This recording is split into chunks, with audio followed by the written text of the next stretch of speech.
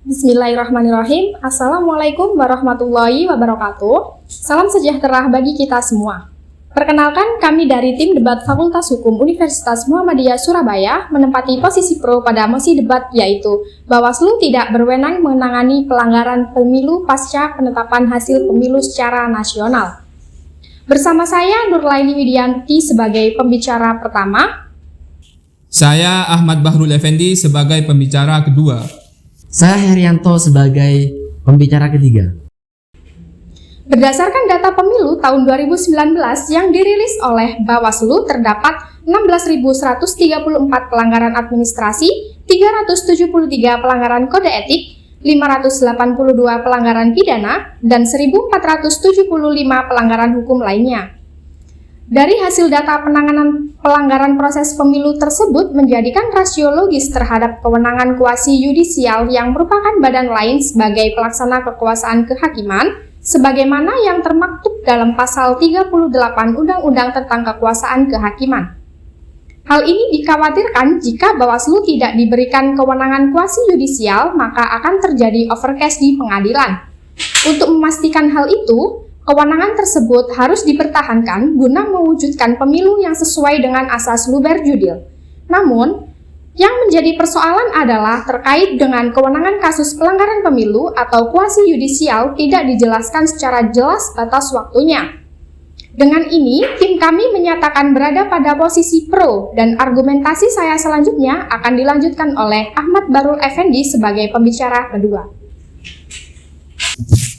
Dalam mosi kali ini, kami akan membahas mengenai kewenangan Bawaslu dalam menangani pelanggaran administratif, pelanggaran kode etik, pelanggaran tindak pidana pemilu beserta pelanggaran perundang-undangan yang lainnya.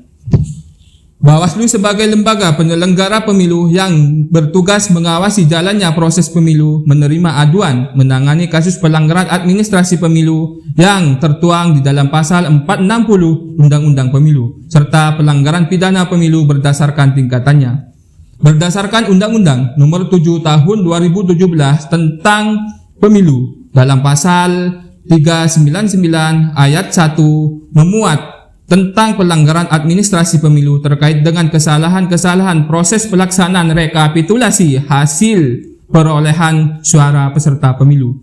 Mengenai kewenangan penindakan yang dimiliki Bawaslu sangat erat kaitannya dengan pelanggaran administrasi, di mana di dalam pasal 460 Undang-Undang Pemilu Nomor 7 Tahun 2017 yang disebutkan bahwa pelanggaran administrasi meliputi pelanggaran terhadap tata cara prosedur atau mekanisme yang berkaitan dengan administrasi pemilu dalam setiap tahapan penyelenggara pemilu. Terkait kewenangan dalam jangka waktu yang diberikan untuk menangani pelanggaran tersebut, maka ada rekan saya Herianto yang akan membahas selanjutnya.